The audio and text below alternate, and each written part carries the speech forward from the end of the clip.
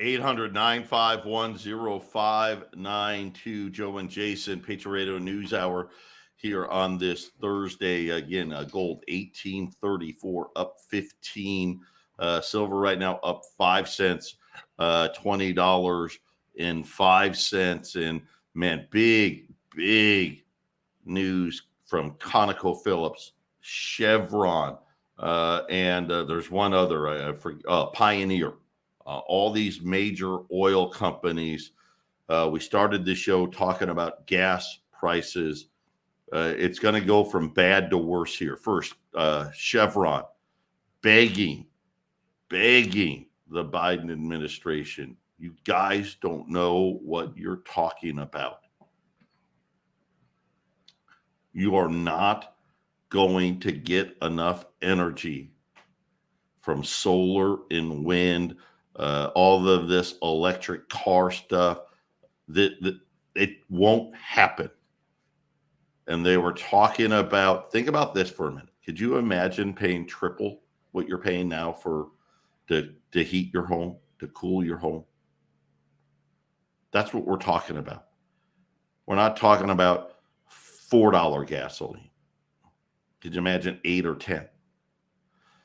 ConocoPhillips and the Alaskan governor, Mike Dunleavy, says that they have been preparing for the Biden administration to deny ConocoPhillips. They had a deal in place. They were going to be drilling in Alaska. It was going to be 180,000 barrels a day. That was going to be the peak. This started in 2018.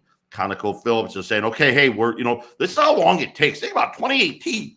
It's 2023. They haven't even started drilling. This is the problem with government. Well, now ConocoPhillips originally said, hey, we want to have 5 drill sites. Then they got the environmentalists, right? Everyone gets involved, and the Bureau of Land Management said, hey, let's try to make this work. Do you think that we could get it done with 3? And Conoco was like, man, I don't know that we can. It's kind of like negotiations, right? Conoco says 5. They come back at 3. Let's settle at 4. Apparently now the Biden administration said, no. You have to do it with just 2 drill sites. And ConocoPhillips says, we can't. With 2 drill, we can't. What it's going to cost us with just 2 drill sites, we can't get 180,000 barrels a day. The amount of money we're going to spend, we would lose money. Right? Oil would have to be like $500 a barrel for them to make a profit at it. Jason, the whole deal is now going to get scrapped altogether. And then the CEO of Pioneer Natural Resources said the United States will never, and I'm going to quote, I'll just quote it for you here. We just don't have that potential to grow U.S. production ever again. To be clear, that doesn't mean no production growth. Many companies, we can get a little bit more out of what we have. He says the best chance is that we may get back to the 13 million barrel a day number. That was the peak number. But we will never go above it, and says that the new policies that have been put into place are going to prevent the energy producing companies in America from ever being able to reach their potential, Jason. And again, this is something that really has been playing out here for a number of years.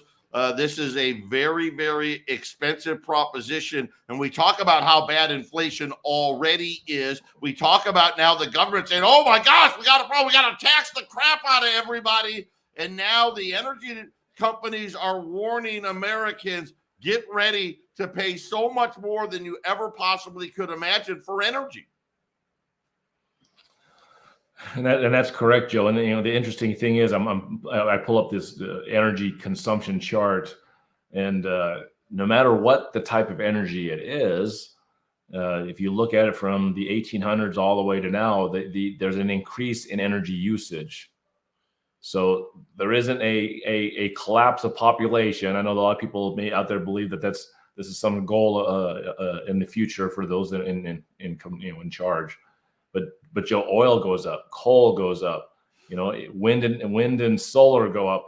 The consumption of energy needs to increase every year. So by taking one of the biggest ones used, oil, and making it go stale in this country, it's obvious that that's going to be a huge problem, and it's going to cost everybody that uses energy in this country a lot more money. It doesn't matter what type of energy you use; it's going to cost you more. And again, he mentioned China as well, saying, "Hey, everyone got fooled. China was closed in 2021 and 2022. They're open again. Here comes all the oil demand. Is it probably? I wonder if we've been sending a bunch of gas over there. I'm wondering why. Is that why our gas prices are shooting up? Because China's like, hey, we'll pay more. We'll pay more for it, right? And starting this bidding war. The Pioneer CEO said, listen, oil's not going below $75.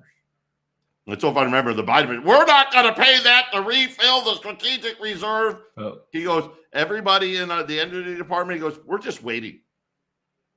He goes, we don't know what it's going to be. Something's going to break. There's going to be an event. The only question is, when does oil go back to 80, 90, 100 plus dollars a barrel? And he goes, this is just something that, quite honestly, policy by our government has dictated that we are going to be paying a lot more at the pump because of the policy. It's just simple math. And Joe, it takes a little time for things to reflect in price.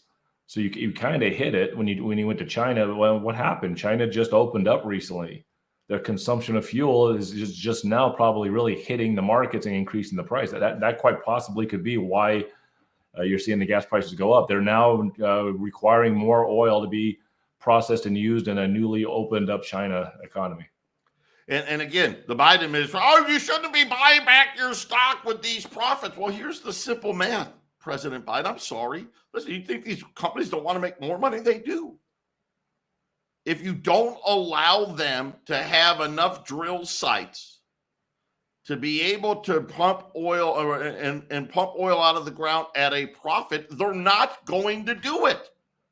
It's simple. Hey, Chevron, why don't you create this site? Or ConocoPhillips, hey, go drill that.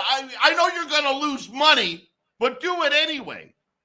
That's not going to happen. That's not going to happen. But again, you got to have the right patsy in place. We sure seem like we do, don't we? 800-951-0592. Patriot Radio News Hour. We'll be back right after the break.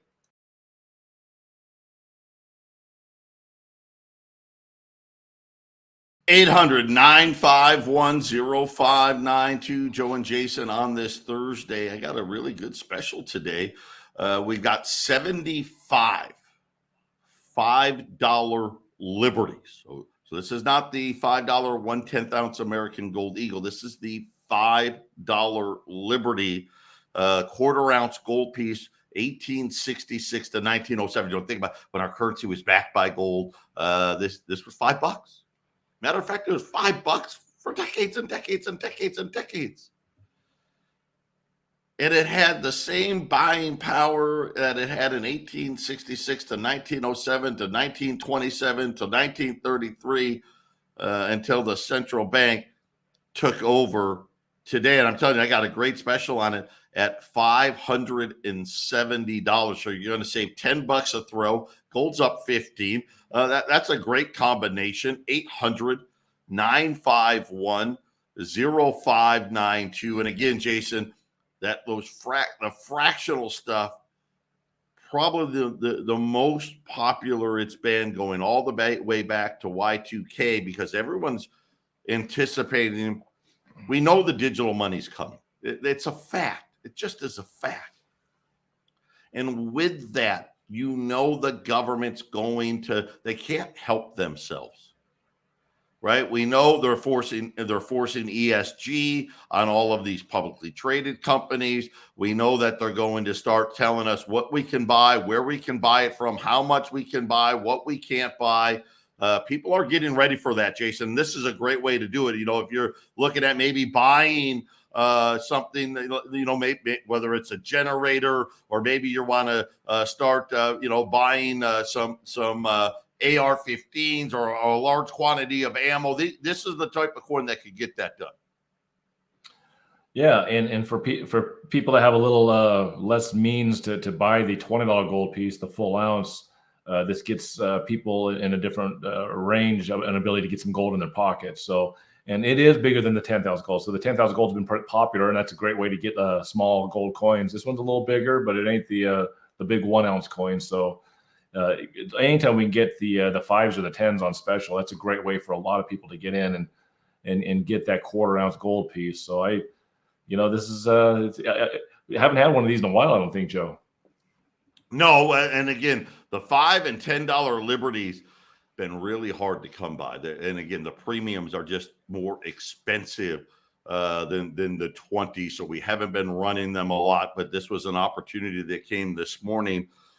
Here's something interesting. Goldman Sachs is saying get ready for spikes in jobless claims as the massive, what they call the massive seasonal adjustment issues are going to come to an end. So it'll be interesting to see if next Thursday potentially we get a bigger jobless claims number. That would be obviously bullish for the gold and silver, and maybe that's what Jay Powell's been waiting for. I don't know, right? I don't know how big of an adjustment's being made right now, right? I don't know, right? Are we talking, hey, are they underreporting by 50, 60, 70, 80, 100,000? That would be significant.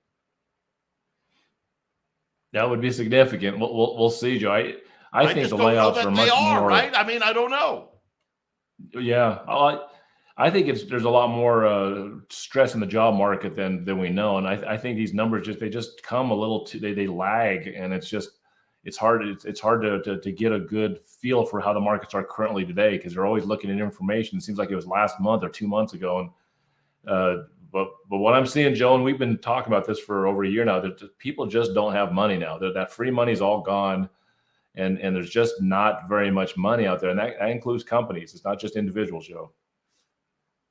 Yeah, that is absolutely for certain. So $5 liberties, $570 today at 800-951-0592. And we as we start, looking at energy prices, and all of a sudden here in Arizona, the huge spike in gas prices. I mean, just in the matter of like 2 weeks, it's up like 50 cents a gallon. How about this one? We've been talking about this, container imports. We did that show the other day, Jason. Remember Janet Yellen and Jay Powell trying to tell us it was just supply chain problems? Well, apparently now we've gone completely the other way, saying that the speculation of a soft landing, or even talk of no landing, right? Remember, for a very brief moment in time, they thought, hey, you know what? We're going to get away scot-free. Of course, all the data that they were using was totally wrong. Maybe that was the problem, right? They weren't actually using actual data. Has now started to turn. They said a new report about U.S. shipping container imports for the first 2 months of 2023, the January and February volume of inbound containers measuring at least 20 feet long. So these are 20 feet and longer containers, was at 3.8 million containers. Problem was last year, it was 4.8 million. And they said the last time container imports were this low was over 4 years ago. What happened 4 years ago? Oh, wait, that was that 2019 problem. People want to forget about that problem, don't they, Jason? Yeah, that's what started a lot of things in motion, Joe. That started a lot of craziness, was 2019. What are we setting up for? Credit Suisse lies about their cash flow. We got 2019 container shipments down 1 million containers. Man, we'll see. Maybe Goldman has something. Maybe they know something we don't. Patriot Radio News Hour. We'll be back after the break.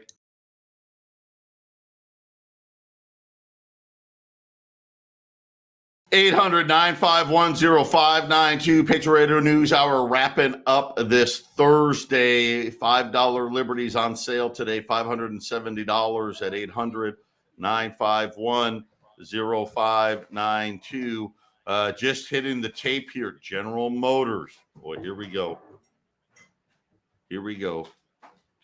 They are going to announce voluntary buyouts to the majority of their 58,000 white-collar employees in an attempt to reduce cost. Again, vehicle prices have gotten so expensive, it's starting to weigh on demand, right? Ford last week said we're laying off 4,000 people. General Motors here, I'm just reading, just came in here. I don't see the last time they offered a large buyout program, it was only for 18,000 salaried workers. This time, this is going to be offered to the 58,000 salary workers. I don't know exactly how many of these workers. It doesn't say in the release how many of these salary workers GM is trying to bribe to quit their jobs. But Jason, another one of these signs. It's just a sign. We don't know. But auto sales, we talked about used car sales picking up and used car prices rising because no one can afford a new one. Yeah, I think that shows very logically that the new car sales prices will continue to go down, but the usage of cars are going to be there anyway. People need to drive around, so yeah, good news for the used car sales guys, but for the new car dealerships, you're just sounding like that there's going to be a lot of problems there. Let's face it, just financing is bad too. Yeah, well, that's the problem. Financing. It's the killer. Listen, you could swing a $70,000 car at 4%. You're not swinging it at 8%. You're just not. You're going to say, no way. I mean, when we're talking about 1 in 5 borrowers has a car payment of over $1,000 a month. I mean, that used to be a mortgage payment. And now that's a car payment. Before we wrap up here, all right, the Dow now heading into negative territory again. So it's been a tough week here for Wall Street. And it seems like that will continue. The 2-year note above 5%. The 10-year note, though, Jason, it got to 4% today. They just don't. They're trying to hold it together here. We'll see how long. Up 3.97 on the 10-year. The inverted yield curve, the steepening of this curve, the steepest it's been in 42 years. And usually the rule of thumb is the steeper it gets, the worse it is when that bubble finally breaks, Jason. Yeah, I know, and we haven't really seen the nearly the worst of it. So, it's just not the same as the housing crash. Let's face it, that was a different problem.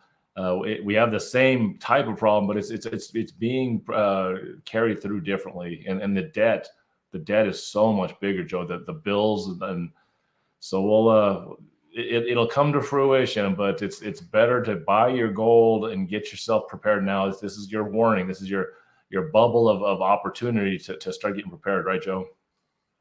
It's so funny. Jeff Gunlatch, I didn't even get to him. Gold at 1,800 is an absolute buy. I don't care what they do with rates. 800-951-0592. We got a great half-empty cup. Bill Roberts is here, and he's got some breaking news you're not going to want to miss. Tune in. We'll be right back.